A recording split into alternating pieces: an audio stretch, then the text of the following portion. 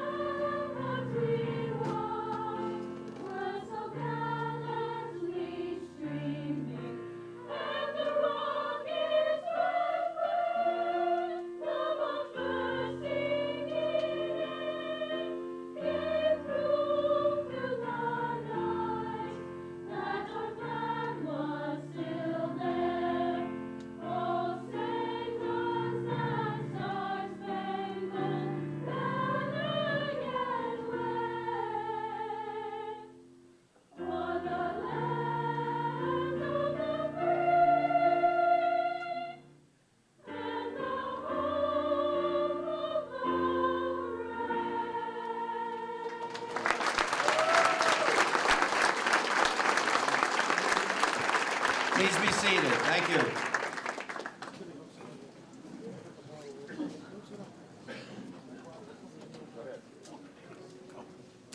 I'll use yours. That's right, use that name. I'm going to use you.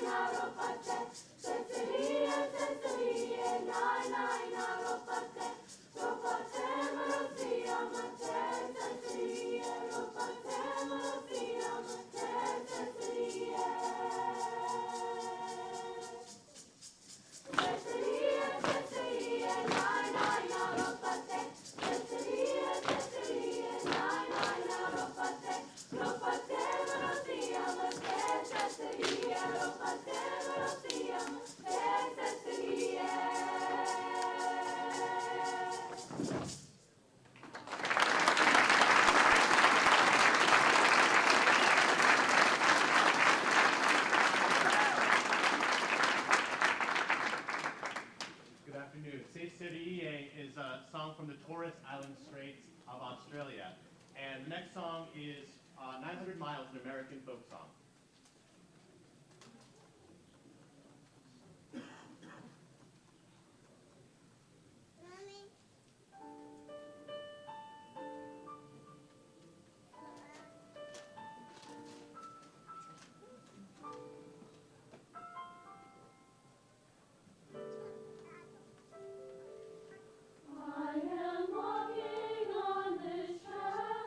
I got tears in my eyes.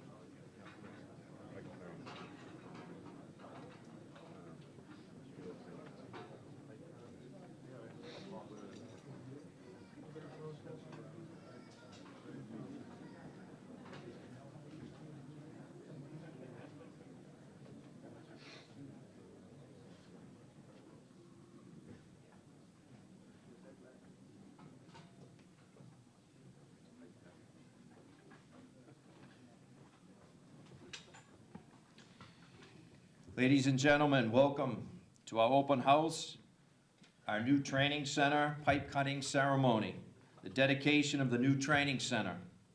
My name is Paul McGrath. I am the current training coordinator for Pipefitters Local 537. Before we get any further, I'd like to thank the members of the Boston City Singers for the wonderful job they did here today.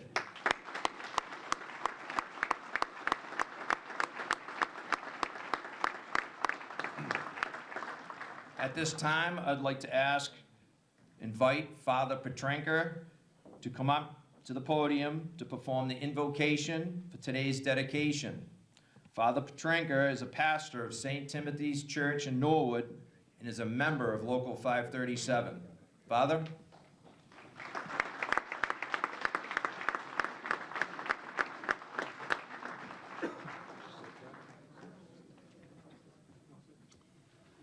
Thank you, Paul. As I like to tell everybody, I'm a pipe fitter who happens to be a priest, not the other way around.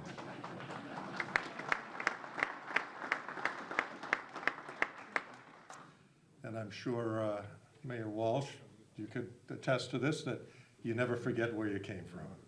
Never forget. Yes. I thought a little bit earlier, some of the brothers were teasing me, and I thought I might conjure up the ghost of Pat Bragan, who was the coordinator when I was an apprentice here back in the early 70s. But times do change, and as I said the other night, this is an amazing place. So much different than the old little school that we were trained in. This is state-of-the-art, magnificent, magnificent building. And the Lord has blessed us with a beautiful day for a beautiful moment in the life of our local union. So let us pray.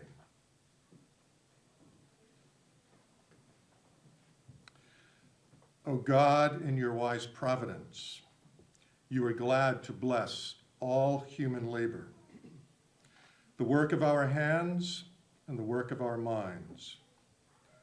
Grant that all who conduct business in this building may, through your guidance and support, come to right decisions and carry them out fairly. Bless all who will use this building in the business of Local 537, so that respecting one another in justice and fraternal charity, they will see themselves as working for the common good and find satisfaction in contributing to the progress of this union and this trade.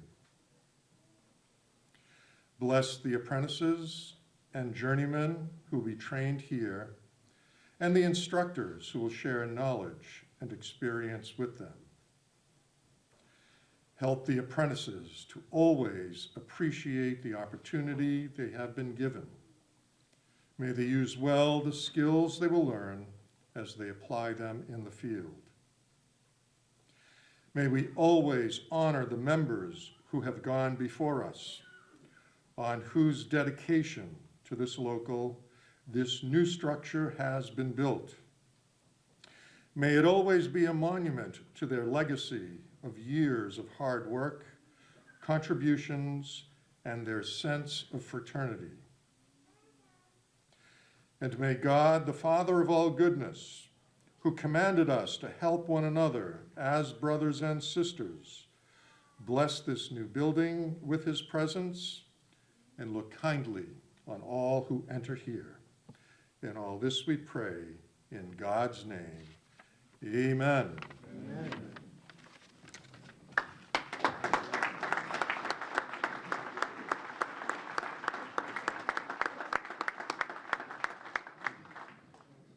Thank you, Father.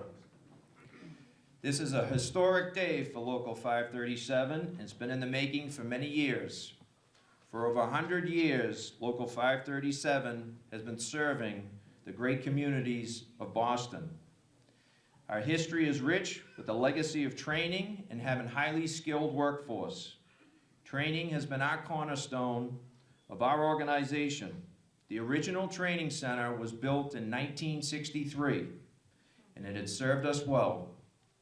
6 decades of apprentices, journeymen and women had passed through its doors.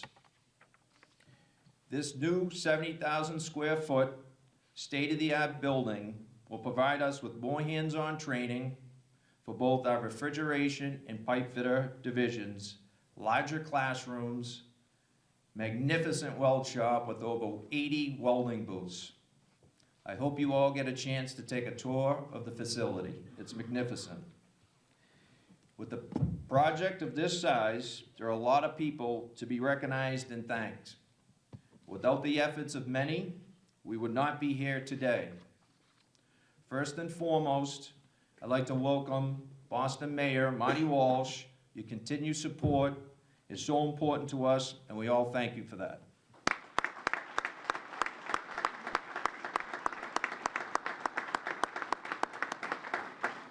I'd like to take a moment to acknowledge our contractors and thank them for their generous donations on providing the training center with many resources. I'd like to thank Local 12 Plumbers and Gas Fitters, Business Manager Harry Brett, and Training Director Rick Carter for being so gracious with letting us use their training center while we were under construction. Without them, we would not have been able to weld during the day or evening classes. Gentlemen, please accept our sincere gratitude. Thank you, Harry and Rick.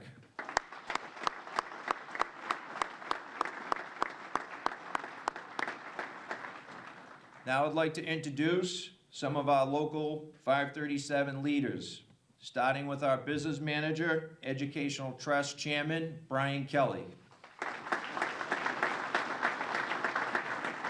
Assistant Business Manager, Thomas Kerr. Business Agent, Paul Campbell. Business Agent, James O'Brien. Refrigeration Division, Timothy Gilligan. Organizer, William Young. Education Trust Chairman, Frank Norton. Education Trustee, Leo Fahey. Education Trustee, Robert Gallagher. Education Trustee, Peter Camo. Education Trustee, Troy DiNapoli. Now I'd like to ask Local 537 Business Manager, Brian Kelly, to come up and say a few words. Brian?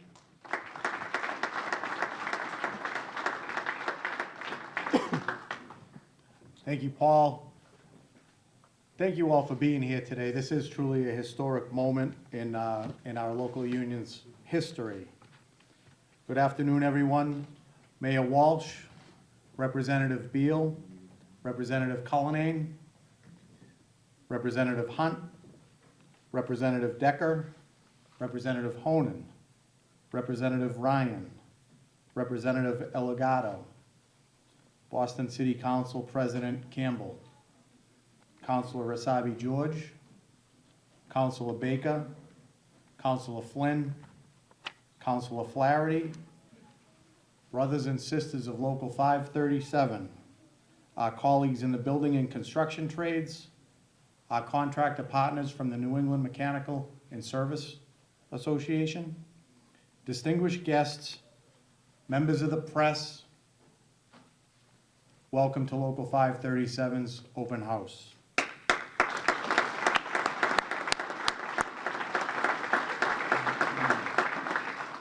As Training Coordinator McGrath mentioned, this is truly a historic day in our organization's history. Today we celebrate the construction of our state-of-the-art training facility and union offices that will serve the members of Pipefitters Local 537 for the next 100 years. And we did it right here, where we belong in the city of Boston. Boston is our...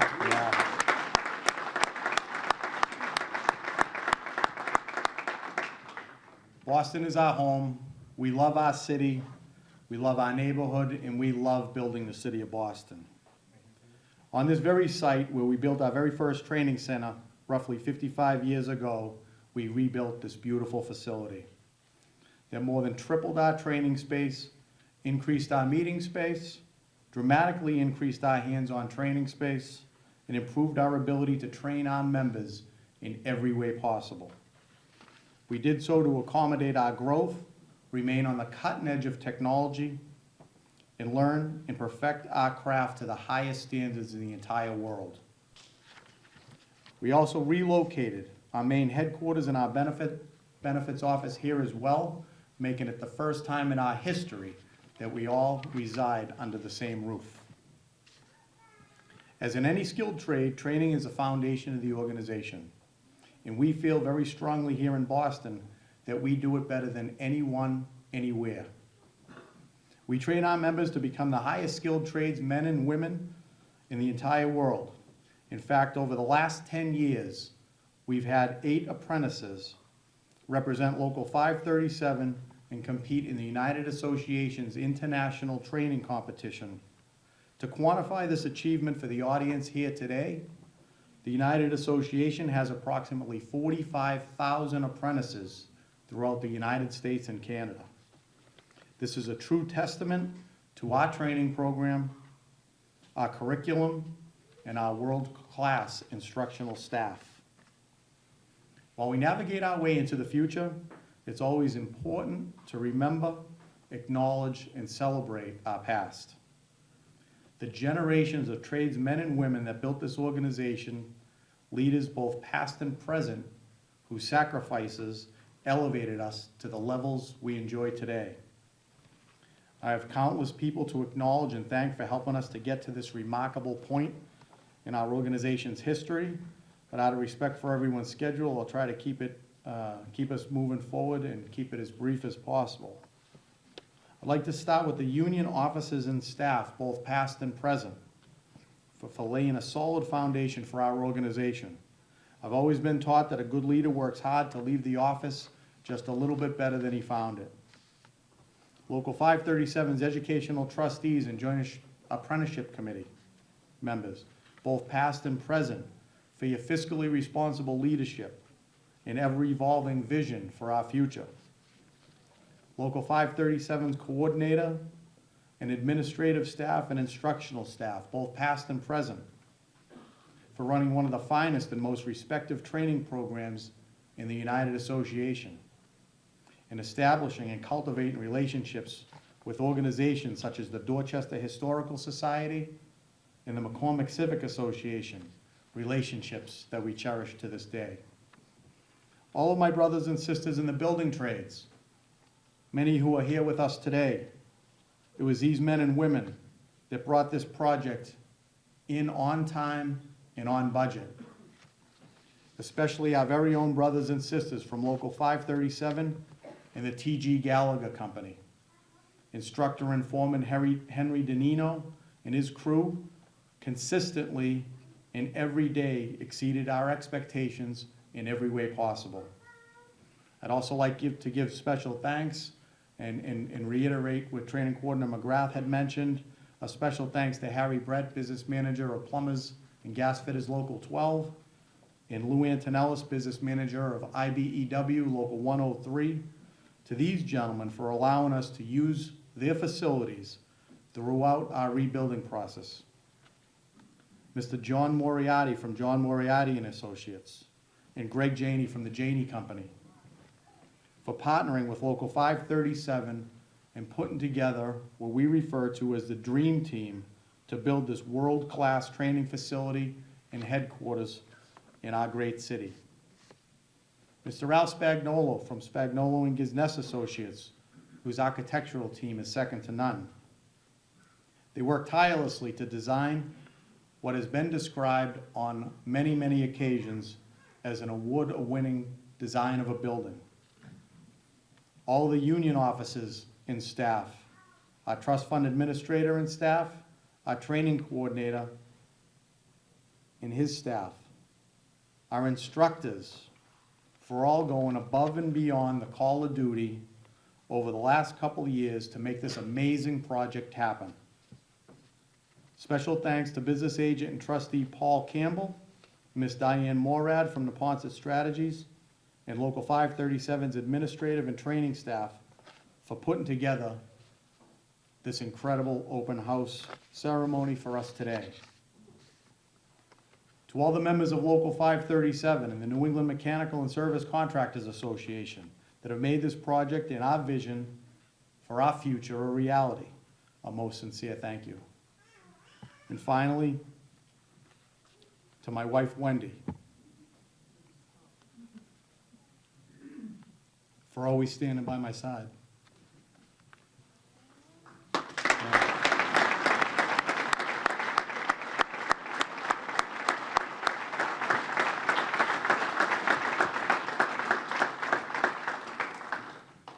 I had some long days and some late nights over the past couple of years, and you know, I'm very thankful that I didn't drive up the hill to my house and see all my crap on the front lawn. Thank you. Now at this time, our first speaker this afternoon, although he needs no introduction, I am proud and honored to do so. He's a son of the city, son of immigrants, and a son of labor. I could not be more proud of my colleague and dear friend who climbed the ranks of the city and is now the mayor of the city of Boston. His entire life has been dedicated to improving the lives of others as he recognizes that skilled trades are an important pathway to economic success, social mobility, and a better life for so many people. He is a champion of working men and women and a champion of second chances, a champion of all people all over the city of Boston who need it most.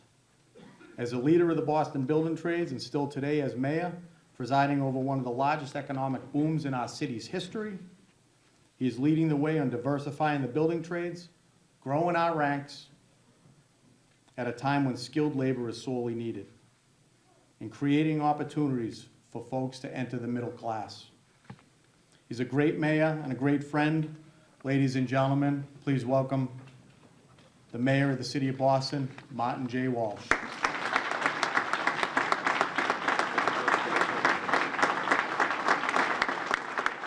Thank you. Thank you. Thank you, Brian, and thank you for that introduction. And I want to congratulate Local 537. I know that this conversation of building a new building has been going on for a long time, and it's such a great thing to see. As I was driving in today off of Mass Ave, the building just looks unbelievable. It just stands out, and I want to congratulate the architect. But I want to start by congratulating Brian, the board, the agents, the executive board, the trustees, the contractors, the members' families, and most importantly, the retirees.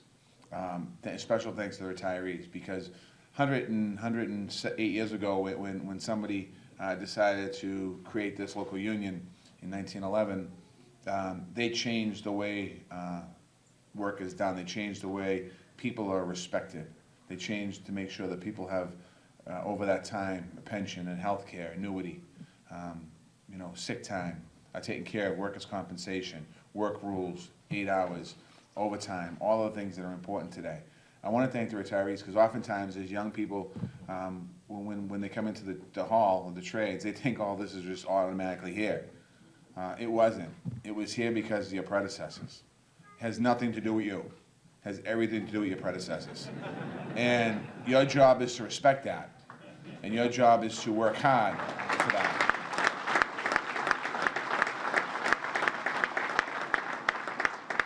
This building that we're in today is the result of a lot of blood, sweat, tears, and a lot of hard work, a lot of calluses on people's hands. It's the members and the contractors and the trustees that came together with all of you. So I want to congratulate you. You should be very proud. This is an unbelievable building. I was just talking to Trin Wynn on the way in, and she was in our Office of Workforce Development, and Trin looked at me in the hallway and she said, why can't we do this for Madison Park? And that's something that, we have to start looking at and saying, we spend so much time battling, this is completely off my topic here, battling about how the school should be run and this and that. We actually need to sit down and talk about that. So, Trina, you're here, we're gonna talk about that. Father, thank you for the prayer. Boston City Singers, the young people, they're amazing singers in the city of Boston. I'm so proud of them. One of them is my neighbor, so thank you for your great singing today. to Brian and the elected officials. We're all here today because, you know, when you hear an event, those of you that don't go to many political events, usually there's 1 or 2 city councilors and a couple state reps. There's not as many people, and they're here because they respect the work that happens in this hall. They respect the work of Brian and this local union, so I want to congratulate all of you. This facility is making a statement. In case you don't know, I already mentioned the design is incredible, but this took years of planning and investment, and we're proud of that today. We believe in the future, and I certainly believe in the future. I believe in the future of our city, our country, and I believe in the future of organized labor. And that's what this is putting a stamp down, saying that we're not going to forget organized labor.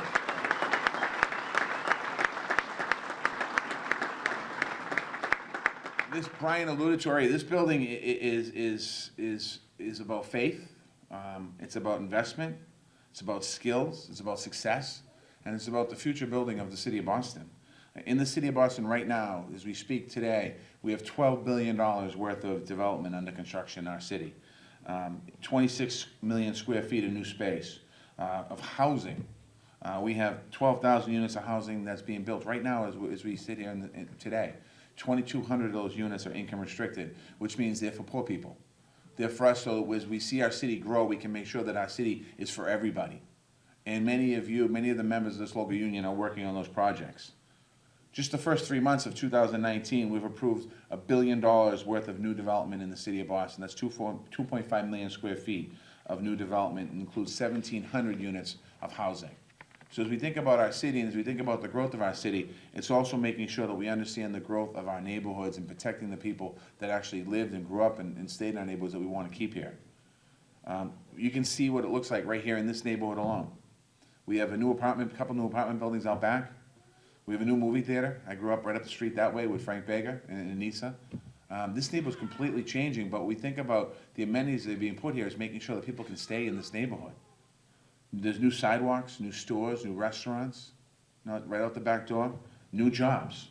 And this new training facility is gonna offer an opportunity right in the heart of all this for people to make anything possible for them. This is what it looks like to rebuild the middle class. We talk a lot about politics on a national level, the rich versus the poor, the middle class is going away. This building represents the middle class. This building represents the opportunity for somebody to buy a home someday. This building represents the opportunity for somebody to be able to put food on the table, send their kids to school, buy a car, buy a truck, buy what they want to buy, because it does preserve and it continues to move our middle class forward. More things like this we should be talking about every single day. Local 537 is a strong partner in the city of Boston, particularly on workplace policies from Building Pathways, a program that the building trades created in 2011 that was allowing people of color the opportunity to get into the building trades. It came out of a project labor agreement at the Old Colony Housing Development that President Obama put forth. And what was in that PLA, there was something that we had to use that money, we had to create a training program. But what the building trade leaders at the time did was they made sure we put 100% placement into the union. So it wasn't just about training workers and saying, oh, we're training people, and not actually having a job for them, placing people into the building trades. Operation Exit, another program, a program that we're creating opportunities for more people to get them into the industries. This industry that we're in today is not an industry that looks like me anymore. This industry is women.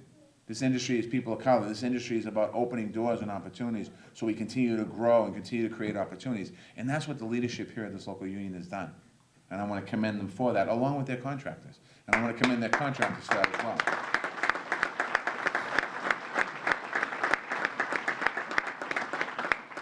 This facility is more than a training center. And I know that the members have gone through, it was a training center for you. Father, you talked about it. It was a training center. This is about getting trained for world-class jobs. This is about a changing industry and being able to adapt and change the industry. That's what this facility represents. This facility represents access to a career. This facility, it allows people, as I mentioned earlier, to achieve middle-class economic security that will benefit them and their families and their children and their communities. This is a place that will continue to build our city and our country, training people and challenging other training facilities around the country and challenging other industries. There's a lot of negative talk, obviously, about politics and conversations these days, particularly Washington. I'm not going to get there, go into that, I should say. But an investment like this, in a facility like this says something 100% positive. Today is about opportunity in the workforce, strengthening the middle class, believing in the future of this country, believing in the future of this local union. The members of this local union agreed that this should be what's next. It's about strengthening your local union and continue to put the exclamation point on that you're here to stay and continue to grow. So I want to congratulate you.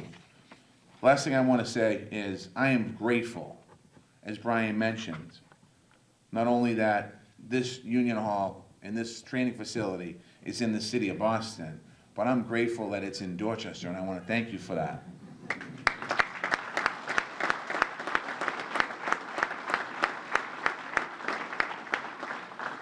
And on behalf of all the elected officials that are here today, I want to say to you, Brian, and your board and the members, that we want to thank you for your building, and we want to thank you for believing in the city of Boston, and I want to say congratulations on this incredible new facility.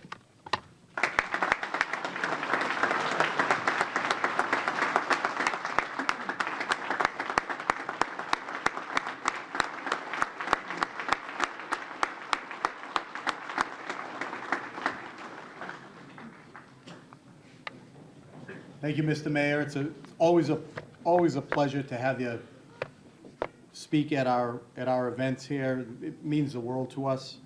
So I'm going to go off script just a little bit. But when I first came up, or when our board first decided that we were looking to rebuild a new training center, anyone knows that if you want to do something like this, you got to start at the top. The first phone call I made, and I try not to ask a lot of the mayor, but I asked if I could, maybe have a couple minutes of his time for a conversation. And, I explained to him that we were about 20 years overdue for a new facility for sure, but that we were thinking about staying right here in the very place that we've been for approximately 55 years. And he gave me the regular mayoral advice, touch base with you, then Senator Dorsina Forey, then Rep. Nick Collins, who's now the senator in the same district, Councilor Baker, Councilor Asavi George live right up the street, so it's always nice to touch base with the people who live in the area as well, touch base with the neighborhood associations, the McCormick Civic Association, and the Dorchester Historic Society. But he said it was a great idea. I knew it was going to resonate with our membership. Every single person that I called and I brought about our idea of rebuilding right here in the same spot we've been for almost 6 decades said, "Great idea. Let's do it. Let's go for it." When I called Councilor Baker, I think he was right up the corner because he was here within minutes, And we took a walk around the facility, and he told me stories about growing up and some of the things they did as kids on the side. I said, "Hey, whoa, hold on. We don't need to know all that stuff." But everybody was all in.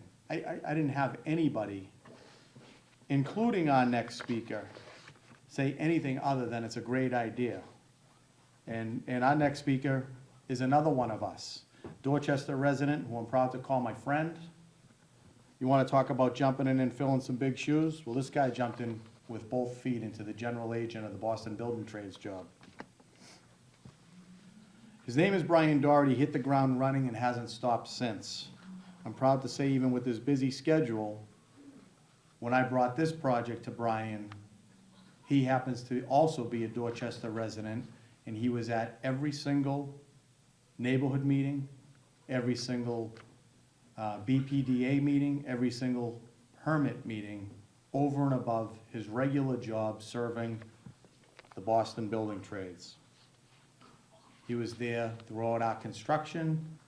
He's always been there, and he's always, if he doesn't pick up the phone, within minutes he's returning the call. He's a fierce advocate for the working class men and women of the Boston Building Trades, and an all-around just a great guy. Brian, can you please come up and say a few words?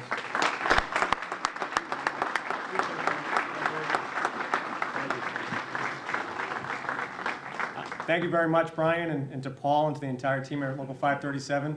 Today's a very exciting day. This is a statement that has been mentioned a couple of times about what's going to happen right here in our own community, about giving people a chance for a better future.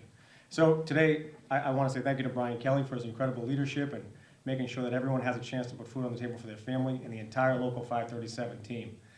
And if I can just tell one quick story, and it dates back to when our dear friend Mayor Walsh was working with the Building Trades Council, he brought everyone into an office and he said, listen, the building trades does great things for families. It provides the best training in the world, it provides fair wages, it provides the best health care in the country, so if you have a sick loved one, they can get the care they need. And after all of that hard work, they can retire with some dignity because they put into our community and we're going to take care of them when they retire. But he said we have to do more than just that. We have to take care of every single person in our neighborhood, in our community, that needs access to a fair job, that needs access to an opportunity. And he put all of the programs in place, and he was the transformational figure that is making sure that the organized labor of our communities that work so hard to help people is helping every person in our community. So let's have a huge thank you to our great mayor, Mayor Walsh. Thank you.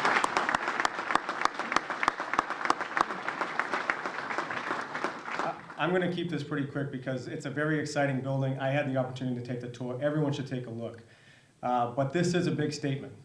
Tens of thousands of people from our neighborhoods are going to come here and get access to the best careers in the world. So I just want this to be in the back of our head. When you walk in the front door at 40 Enterprise Street in Dorchester, you have access to the best careers in the entire world. And that's because of the team in 537, the building trades. On behalf of all of them, I want to say thank you to our partners in the elected class and especially our Mayor Walsh. This is a big day, and we're going to keep providing opportunities so folks can take care of themselves and their families and strengthen our communities. So thanks to everyone. Appreciate all your hard work. And Brian, thanks so much for letting me talk.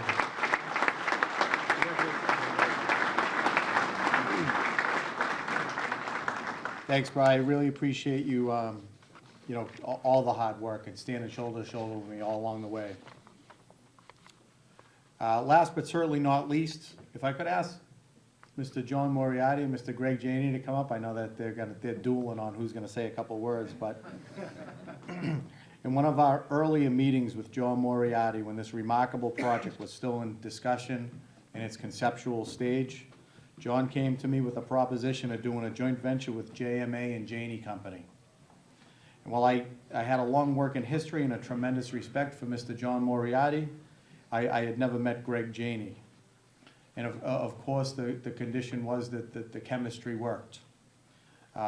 We soon thereafter met, and obviously, we had instant chemistry, or this introduction would be somewhat different. I'm going to ask John and Greg to say a few words and describe how this unique partnership came together and formed, again, what we refer to as the Dream Team. I would be remiss if I didn't thank John for assigning Stan Durlocker to our project as a project executive for this team.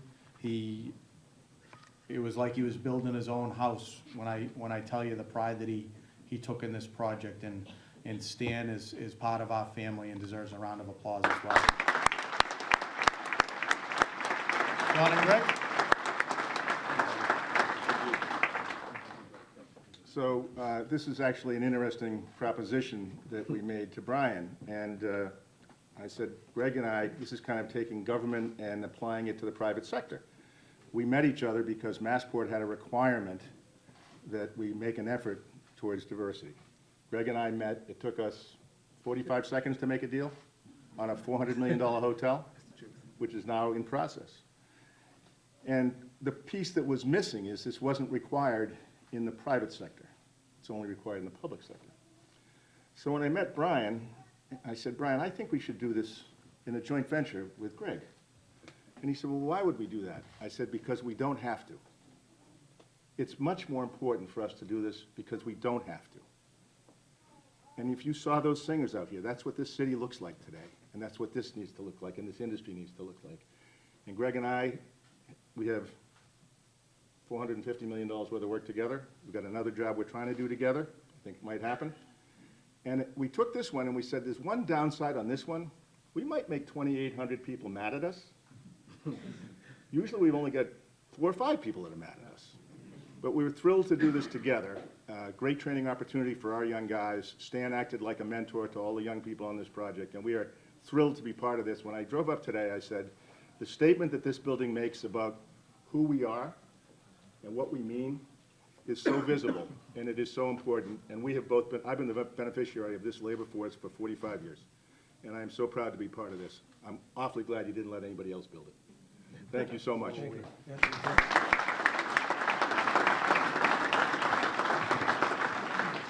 So thank you. So John is a really good partner. The challenge is when he goes first, there's nothing left. This is why I love John Mariotti. But what I would like to say is this starts from the top. Brian Kelly, his leadership really allowed this to happen. And how fitting is it to happen for training? Because we're doing the same thing, Mariotti, Janey. The only difference is Mariotti is training Janey to be a large builder. So how fitting is that in a training center? This really works. And I think John took the line I was going to say about this wonderful, wonderful choir that was out there and our workforce. We really look forward to the workforce looking like that today. So I want to thank the mayor as usual for their diversity and inclusion effort, because without that, the culture of doing this the right way wouldn't be there. It takes leadership from the top to present that culture. So thank you all. And by the way, look forward, of course, to the training that's going to come out of this wonderful, wonderful center. It's yours now, and you should appreciate it. So thank you very much.